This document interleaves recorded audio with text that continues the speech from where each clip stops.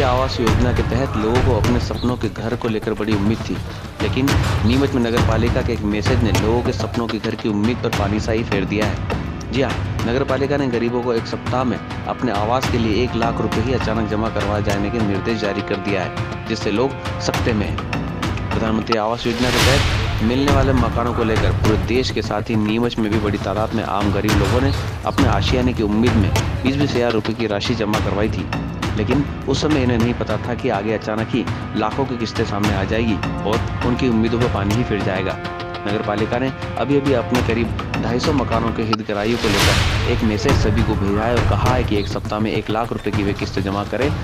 नहीं तो उनका अलॉटमेंट निरस्त हो जाएगा, जिसे लेकर हितग्राहियों में एकदम से खलबली मच गई है, क्योंकि कोई भी इतनी बड़ी राशि एक साथ जमा करवाने की स्थिति में यहाँ नजर नहीं आता है। यही नहीं, 20,000 की किस्त वाले आवासों की कुल कीमत करीब 15 लाख होने के बाद भी अब सामने आने के बाद तो आम गरीब मजदूर वर्ग के लोग अपना हाथ इन आवासों से खींचने लगे हैं और सरकार के प्रति अपनी नाराजगी तक जाहिर करते हुए अपने आप को ठगा सा महसूस कर रहे हैं, जबकि इस मामले में अधिकारी साफ तौर पर राशि की जमा नहीं किए जाने पर अल्टीमेटम के निरस्ती की कार्रवाई की चेतावनी दे रहे हैं।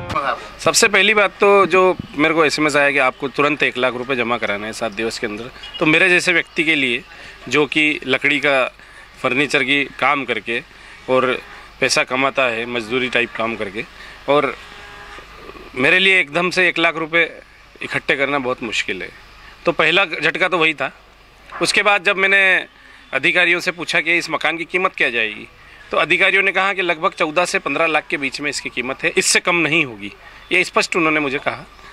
और जिस भी एजेंसी द्वारा ये कीमत निर्धारित की गई, ये बहुत ज़्यादा कीमत है और कोई भी सामान्य व्यक्ति इस कीमत में इस मकानों को नहीं ले पाएगा। ये मकान बने हैं और ये शासन का भी पैसा लगा है, ये वेस्ट जाएंगे। इस कीमत में आसानी से इससे अच्छी लोकेशन पे, इससे अच्छी जगह पर मकान उपलब्ध है, पर चूँकि आर्थिक स्थिति कमज़ोर होने के कारण मैं उन मकानों को नहीं ले पा रहा हूँ। और मैंने सोचा था कि शासन जैसा कि गाइडलाइंस थी प्रधानमंत्री आवास योजना की कि किस्तों में ये पैसा जाएगा और लोन किया जाएगा, उसके अनुरूप सोच के हमने भरा था, परंतु अब ये चीज़ हमारे